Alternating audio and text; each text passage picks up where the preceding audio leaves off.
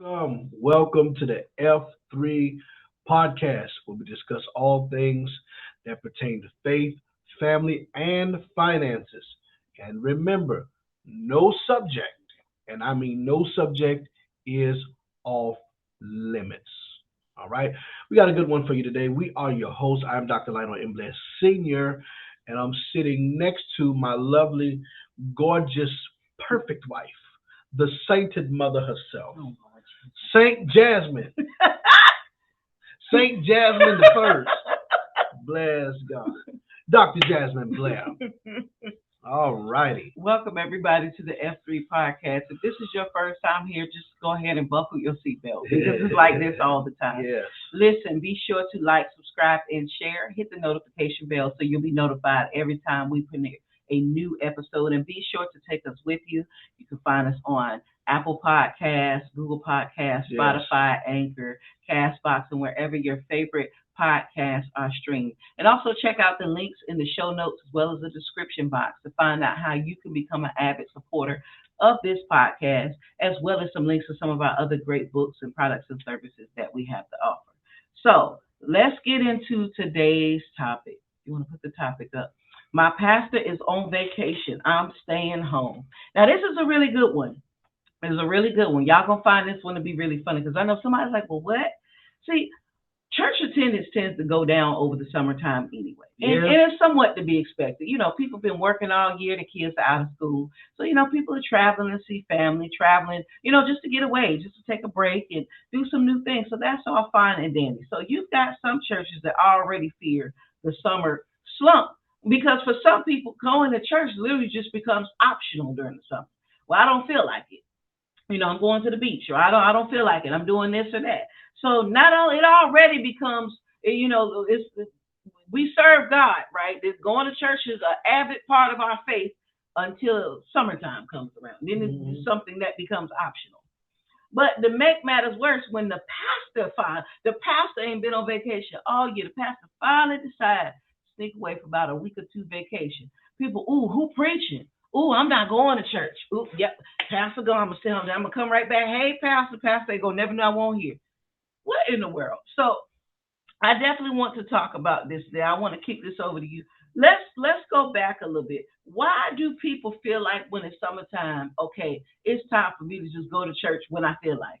You've been going to church all year round. And again, understand the context of what we're saying here. If you're new here, you don't understand our show or our model. We definitely believe in marketplace ministry. We know there's a lot of believers that are called to have business. We understand many people have an assignment that is outside the four walls and in other spheres of society, and you may not obviously have to be able to come to church every Sunday. We're not talking about that. Right. We're talking about the people whose assignment is in the four walls. You've been faithful, or you may have a marketplace assignment, but you're not even walking in that yet. You've been faithful all year long, and then when it get hot, you ready to have a hot girl summer. We're talking about those kinds of people. So I want to kick this over to you. Why do people do this? Because I didn't do this coming up as a young believer. This when I first started catching wind of people, I'm like, they do what? Where? For real? Why? So what do you think? People don't see the value of the church anymore. That's good. They don't see the value of the church. They feel like church is something you need to take a break from. And it's like really, if you think about it, you're only there once or twice a week. Hello. Most people are only there once or twice a week. And for most people, if we're going to be honest, it's once, because half y'all don't go to Bible study or midweek testimony service anyway. Yeah. See, like, when I studied the early church and church history and things like that, like the church was something people didn't want to take a break from. They didn't feel like they needed to take a break from it. Now, I'm not against vacation. I'm not against family vacations or anything like that. But honestly, if you vacation more than your pastor is, okay, that's a problem. Yes, that's a problem. Why do I say that's a problem? Because your pastor or your spiritual father, your senior leader, whoever has a double responsibility. I said this before, and I'm gonna say it again. It's the responsibility of every believer to work out their soul salvation with fear and trembling, the Bible says. Every believer. Every believer, including your leader. That's it. But guess what? Your leader also has another responsibility too. They have the responsibility of watching over your soul. Okay, they have the responsibility of watching over your soul. Okay, while trying to work out their soul salvation too. That's good. And so you don't understand the stress or the complexities that come with that until you sit in that seat for a while. Okay, come on. I used to judge pastors too. You know, I'm like, okay, why they got to take vacations? Why they got to do this and why they got to do that? And then when I became a senior leader, okay, and after probably about the second or third year, I started seeing things a little differently. You understand? So people stop coming to church in the summertime because okay, I feel like I deserve a break, which I'm not saying you don't. But do you have to have I'm talking the mindset here. Do you got to take a break from church? Are you even serving in a position that you need a break from? Right. You see what I'm saying? Now, are you leading like a subgroup or a ministry, a cell group? Are you handling, any type of media, any type of camera work? Are you over altar ministry? Are you over the intercessory team? What are you actually doing that you need a break from? Yeah. You see what I'm saying? And again, if you have a family or whatever the case may be, I'm not against you taking a family vacation or anything like that. Do stuff for your family. But my thing is, if you go on more vacations than your leader, that's a red flag to me. You know, that goes to show that you don't understand the value of the church. You don't understand the value of your leader. And I'm sorry, I'm old new school. All right. So I'm very much, I look like a new school leader. I talk like a new school leader, but some things I do carry from the old school. Okay, because you got a little old school leader. Yeah, all of them won't wrong. Yeah, you see what I'm saying? A lot of them was extreme about certain stuff. They were wrong about a whole lot of stuff, but the stuff that won't wrong, I carry on. You understand what I'm saying? So we need to really consider that, because I sit back and watch some saints sometimes, and I'm just like, okay, you don't own a Fortune 500 company. Okay. And then, of course, when they go on vacations, they tie us. Yeah, I'm finna get that next. Just hold on. Go ahead. You don't own a Fortune 500 company. Okay, you're not over You're not over anything. You're not a CEO or none of that kind of stuff. And all of those are stress-related jobs. You know, I know y'all think that the person that sits at the top do nothing, but all the pressure is on you. Even when you screw up, it's on the top person. All right.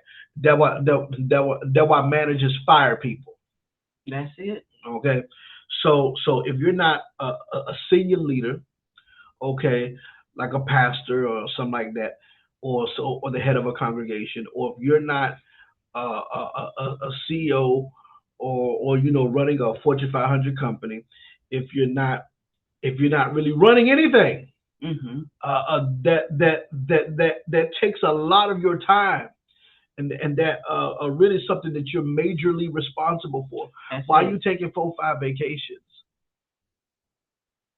You understand what I'm saying? I'm talking about churchgoers. I'm talking about church congregants and members. Okay, church congregants and members. I mean, I know of pastors that have had people on their staff, paid staff, and that take vacations out of nowhere. And don't tell nobody, like, you're going to leave your whole post open? You're going to leave your whole post open. Like, you're just going to just take a vacation when you feel like it. Back in the day, in the old school, like, you got your pastor's permission before you went out of town. And if your pastor said no, then you just didn't go. You planned it for another time. Ooh, God, you can't say that now. No, you can't say that now. Ain't no pastor for the tell me what I'm finna. I am grown. But see, they didn't ask the pastor's permission because they necessarily had to. Catch it. They value their leader. They value the ministry, and they value their post. And they was just submitted as a son or daughter. Just like it's just like, hey, is it okay if I take a vacation with my family? And they got the pastor's permission to do that. I don't know too many pastors that's gonna say no to that anyway. No, it's just when unless you feel you you like got 5 of them. To underhand and duck and dive it and just pastor ain't gonna. If you have to, first of all, if you got to do all that, should you actually be going anyway? There's that. I think at least from the pastors that we know, because we don't know everybody, but the pastors that we know, the only time anybody would object to something along those lines is if you're going on vacation with somebody that you're not married to. But we're going to hold that. I want to make this next point, and then I'm going to let you talk about that. Because you talked about when people go on vacations, they tithe. What this means for a lot of smaller churches financially, because a lot of believers, they don't plan for vacation. They just up and decide that, first of all, if you don't plan for it, you don't set aside, you don't need to be going anyway. I don't care how much money you got. You should be budgeting for things like this. Read any type of book on wealth management. They will tell you people who have money budgeted. They plan for certain things. Yeah. So what happens is a lot of people just, I'm going to do this. And they take their tithe money or the money that they're giving or whatever version of giving that you subscribe to. They take that and they go on vacation with it. And somebody said, well, it's my money. I can do what I want. Yeah, you're right. You're grown. It is your money. You can absolutely do whatever you want to do with it. But you leave your post unknown. You see what I'm saying? Then you take the money that you've been given unknown and you're going on vacation with it. How do you really expect for God to honor your choices? It's all about the decision making that I'm looking at for me. Right. Because if you value God, and it goes back to what you said, it's a value problem. You value God, you value the household of faith that you say that you're a part of. You value the work, the vision, and the ministry that you're a part of. Then why would you take away from that to go on a personal vacation? If you value it the way that you say that you do, then you should be able to continue to do that as well as go on your vacation. And again, we're not saying don't go on a vacation. We're not saying that you don't deserve a break or a vacation sometimes, but a lot of the stuff that y'all be trying to do, like you don't work hard enough. Honestly, it reminds me of a child. Like, mom and daddy out of town. Let me see what I can get away with. Right. Because a lot of this stuff happens when the pastor goes on vacation. Put the title back up, please. A lot of this stuff we specifically talking about when the pastor goes on vacation. Right. We just addressing some of the other little things that most people's pastor are not going to talk about. But since this isn't a church, this is a podcast platform, we're going to talk about it. Yeah. Because a lot of pastors feel this way. They just know they can't say nothing. Yeah, they can't say nothing because then guess what? You are the pastor going to be labeled as controlling. Yeah. Pastor going to be labeled as controlling. But then you get mad when the pastor don't pick you for nothing. Then you get upset when the pastor don't really use you. The pastor cannot trust your consistency. The pastor don't know when you're going to up and go out of town. Right. Even in a volunteer post, there has to be some type of consistency. Yeah. See, and what I'm realizing with a lot of people have never really volunteered. When don't you know most positions you volunteer for, you really interview for, and then you're expected to commit, even in volunteer hours, you're expected or at least asked to commit to a certain amount of hours. Right. So if you volunteer for a post, even still, you need to notify when you're not going to be there. Right. It's not that hard. If you give your job a notice, but you can't give your church a notice, hey, I'm not going to be there. Can we find somebody else to work the altar for these 2 weeks? You see what I'm saying? First of all, on your job, you got to be approved. That's it. You got to be approved for vacation on your job. That's true.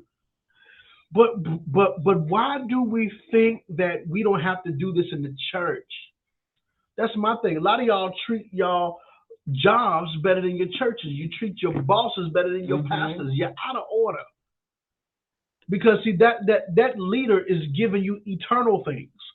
which ranks higher than anything on earth. That's good. What your pastor do for you on Sunday mornings and all throughout the week ranks higher than anything that anybody does. It ranks higher than any law enforcement. Yes. It ranks higher than any government. It ranks higher than anything. And if you don't feel in that God's way, world, you don't feel that way, you're not really connected to get all you ain't in the kingdom. You don't feel that out way. of that connection. That too. But you're not in the kingdom. Why do you think the disciples followed Jesus everywhere they went? Those guys was wealthy men. And see, when you read the Bible, they followed him for approximately 3.5 years. Yeah. They followed him for approximately 3.5 years. And daily. Daily. So, I mean, they was traveling, either by boat or donkey or foot. No. You can't, you read the Bible, and it was a 2-day journey from Jerusalem. You can't say, well, I'm going to go on vacation and take a 2-day journey back for like a month and then take a 2-day journey. They didn't. You don't see that. See, a lot of and people the have disciples parted ways from Jesus for rest, and they took a 2-day journey to Samaria before taking a 1-day pit stop in Judea and returning back another 3 days. You don't read that, right? To be returned with their rabbi for discipleship. You don't. No. Like this is what I'm saying. They didn't go home on the weekend. This is why a lot of y'all don't move in power. This is why a lot of y'all don't have authority with God. This is why a lot of y'all got to pray about stuff 5, 10, 11 times to get results. Okay, and all this other stuff. Okay, baby, I pray something one time and this one and done a lot of times. Why? Why? Because I understood this principle. I didn't get no darn breaks. Mm-hmm. Okay, I ain't get no breaks. Okay, like that. No, indeed, no. So, and I'm not saying there's anything wrong with breaks again. Have you actually done enough of anything? What are you doing? A lot of y'all pastors are stressed out. Mm-hmm. Okay, and you've already been on 2-3 vacations this year. Okay, take some of that money and say, Pastor, go on a vacation. I saw something on social media that was really beautiful. There was a particular ministry, and one of the elders or whoever, they put together a pastoral care committee. And to summarize it all, the goal was to ensure that the pastors were able to get away at least 2 or 3 times a year to take a vacation. It was really nice. And people got so mad and people got so upset. And I'm just like, why would you get so upset about this to them being able to go away and take a break? I mean, they had been through a lot. It was such a blessing. It was such a blessing. And, as times are changing, you are seeing more leaders that have things like that in place. And it's a beautiful thing to see when it's done. But why are people upset about this? But before we get back to the pastor's vacation, let's talk about these non-married saints that want to take these vacations. We've seen a lot of that. First of all, you should. Go ahead. First of all, if you ain't married to nobody, you should be taking vacation with nobody of the opposite sex without other folks around. Mm-hmm. Like if there's a group of y'all and y'all are single and y'all want to take a little vacation, as long as there's accountability. Yeah. And y'all not sleeping in the same hotel, and y'all ain't sneaking in the same hotel room. I mean, same hotel room. They can all go down and eat the breakfast together. Yeah, y'all ain't sneaking in each other's room when everybody's asleep. Stuff like that. Bleep, bleep. Yeah, you can't do that because you already got a roommate. You already got a roommate of the same sex in there. 1 a.m. in the morning. Bleep, bleep. You hear the door unlocked with a little key. You understand? In church, you see everything. Tap your phone. Now they got them hotels. Now you do the digital key. So I got my key. And you be done text them the key. And they bleep, bleep, tapping their phone on the thing. We do all the little tricks now. You got to learn all that. You understand? So vacations and unmarried vacations. Unmarried vacations. You got to specify unmarried vacations. Oh yeah, because I see on my timeline, on Facebook, on my timeline, minding my timeline, on my timeline. Okay, I see all kinds of stuff. I see so-called prophets on vacations. Unmarried. I'm going down here, spend time with my boo, and you going down there to wherever, okay, and y'all in the tropics. You can't tell me y'all. You can't tell me y'all ain't humping. You can't tell me y'all ain't humble. It's all the way on an island somewhere where ain't no church members gonna see you. Yeah, by yourself with your man that you ain't even married to. I normally see the women that be flaunting it now. Yeah. I'm not saying men don't do it. I'm sure they do. The men ain't gonna talk to the men ain't gonna flaunt that. The men trying to keep an image. The women be flaunting it. Yeah, we down here relaxing. Okay. But you a whole prophet. But it's just y'all two. Ain't nobody there. And then you gonna post booty bikini pics on your unmarried vacation. You're not gonna tell me after you spent all them $1,000 to fly down there that y'all spent money for 2 different rooms. Because when you go to them type of resorts, yeah, I mean you gonna spend if you gonna go to a good one, yeah, I know there's deals and all of that. That's not the point. You spent all that money to go there. If I was in sin, I'd do the same thing. Y'all not buying separate rooms. Listen. If I went down there and I was single and you like, hey, let's go on a vacation. Bless God. I can't say I would have been able to keep myself, and I'm being honest. That's why we didn't go on no unmarried vacation. No, we didn't. No, we didn't. Okay, because LJ would have got here a lot sooner. Okay. I'm just saying. A lot of y'all will be honest with yourselves, you'll be free. All right. If you would just be honest with yourself, you know you. All right. So you skipping church to go on vacation. Unmarried vacation. Yeah. Yeah. That's. We already know what you're doing. Mm-hmm. We don't. It don't take discernment. It don't take a dream. It don't take prophetic. All in my business. No. It's just a problem. Y'all want to go to say you're a part, but then you don't want to play the part. That part. You don't play your part. See, it's about accountability. Yeah. If you don't want no accountability, stay home. Just say that. Stay home. Just stay home if you don't want accountability. Mm-hmm. I tell the people that we leave this. Sometimes I'm gonna have to stick my hand in your cookie jar. In other words, that's another saying for saying sometimes I may need to get in your business a little bit. Mm-hmm. But if somebody's watching over your soul, yeah, it's going to involve trust and you revealing some sort of information about yourself so your soul can be properly watched. I don't want to have to discern it or see it in a dream. Okay, that you understand how that makes me feel as a leader.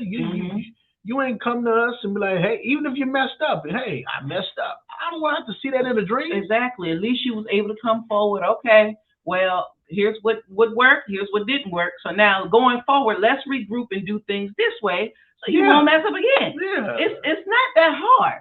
Don't think I'm gonna tell you to do is how to avoid all that. Mm-hmm. Okay, how to avoid all that. I ain't gonna tell you, I ain't gonna always tell you to break up and none of that kind of stuff. You know, some churches they do that. I was watching a whole documentary about that, but that's for another step. Yeah, that's for another episode. So why should people still come to church when the pastor's on vacation? Because I find it hilarious that people feel like, "Ooh, the pastor on vacation, I ain't going," or who all gonna be preaching while the pastor gone? We let stuff like that determine whether or not we actually gonna go. I remember my first pastor used to always give this speech. All right, y'all, amen. I'm going on my annual trip to, that location. Y'all know during the time that I'm down there, I'm going to be preaching at so-and-so's church. I'm going to be visiting my mother and my aunt and so-and-so. I'm going to ask that y'all remain faithful in y'all attendance for these 2 weeks while I'm gone. So-and-so is going to be preaching. So-and-so is going to be preaching. Assistant pastor so-and-so. I ask that y'all remain respectful and in line. Why you got to get his whole speech before you go? Why people feel like when the pastor go on vacation, that's their time to go ghost, not come to church, abort their post, abort mission, and to just do whatever? First of all, I think leaders, number one, need to put more honor on their delegates. The whole year, not just when you're going on vacation. Yeah, because I this is something that we had to learn as leaders. Mm-hmm. Not only to delegate, but to put honor on our delegates. That's good. So if you dishonor who comes to you or who I send to you or whatever the case may be, you can't. I know you ain't gonna honor me. Mm-hmm. You know that. Also, this reveals a deeper issue. People don't. Again, they don't see the value of the community. Mm-hmm. Okay, it shouldn't matter who's preaching. That part. You should be cheering them on like you cheer your pastor. And if they suck at it, offer them some type of help. If you're in a position to do so, it's because see everybody's style is different. Half the people that complain about somebody that can't preach ain't never preached. Right. Or can't preach themselves. Your pastor may hoop, the other one may teach. Okay, so Right. what? Maybe you need a break from the hooping to get some teaching. Who knows? I don't know. Exactly. I mean, but you got to see the value of the community, whether the pastor's there or not, Mm-hmm. because truth be told, proof that it's really what it is in the pastor's absence. That's good. I remember Paul was writing the Church of Corinth. He said, "Y'all, y'all think I'm gonna come to you. In other words, y'all are acting like this when I'm gone. Mm-hmm. See, when people act up when the leader is gone, it goes to show it's not a real community. No, it's not a real community. And I understand, sometimes when dad or mom come in and everybody straighten up or whatever the case may be, but there should be enough love. Come on. And reverence for when the leader is gone, everything still runs smoothly. Right. Okay. That takes training. That takes pastors a lot of times relinquishing a certain amount of control. Okay, but and that takes the saints being taught their role in the community. Right. Okay, being taught and trained to become a community. Okay, because everything goes back to the community of the saints. Mm-hmm. Okay, the churches in Acts thrived, rather regardless of who was over them, who came and who left, and all that other stuff. So I think that we need to, put more emphasis back on community, and that way it ain't just all about the leader. You understand what I'm saying? It's all about what the leader has established. Mm. Yeah. So when the pastor go on vacation, that's the time that really shows how faithful you are to the vision, mm-hmm. how faithful you are to that particular house. Yes. Yeah. How faithful you are to the house is determined actually when the senior leader is not there. Woo. That's good. Well, on that note, do you have any closing remarks? Pastors, learn to take more vacations. Mm-hmm. Saints, don't take about 4 5. For real. I mean, we all got stress and things like that, but come on. And if you feeling like you're burnt out and overwhelmed, then that needs to be communicated and dealt with accordingly. But if you're taking more vacation than your leader is, okay, then that's a problem. That's it. And I want to encourage you guys. Don't get caught up in the politics. Don't not go to church because you didn't get to preach while the pastor's gone. Well, I could have preached while pastor was gone. I ain't going. That attitude right there is probably why pastor didn't pick you to preach while pastor went on vacation. Because pastor knew that you was going to show your tail and you was going to get the microphone. I'm up here preaching now. Pastor going out of town. This is what we're going to do. And everybody, no, we finna do praise and worship all over again. That H&IC spirit is why the pastor didn't pick you to preach in the first place when he went on vacation. So I want you guys to keep that in mind. And if you're going on unmarried vacation, stop. Because we know you ain't holy. Stop going on unmarried vacations with just you and your babe. It's not a group of y'all that's together for accountability. No, the Bible says, let not your good be spoken evil of. So even if you're not doing nothing, if it's meant to be, just wait. And then you can go when you're married, and then it's fine. Wait till your honeymoon. Save that money for your honeymoon, man. Shoot. Well, we hope you guys have enjoyed this episode of the F3 podcast, Faith, Family, Finance, where no subject is off limits. No Be subject. sure to subscribe and follow us on IG now. You can find us at King and Queen Blair. So follow us there on IG and stay tuned until the next time. Goodbye.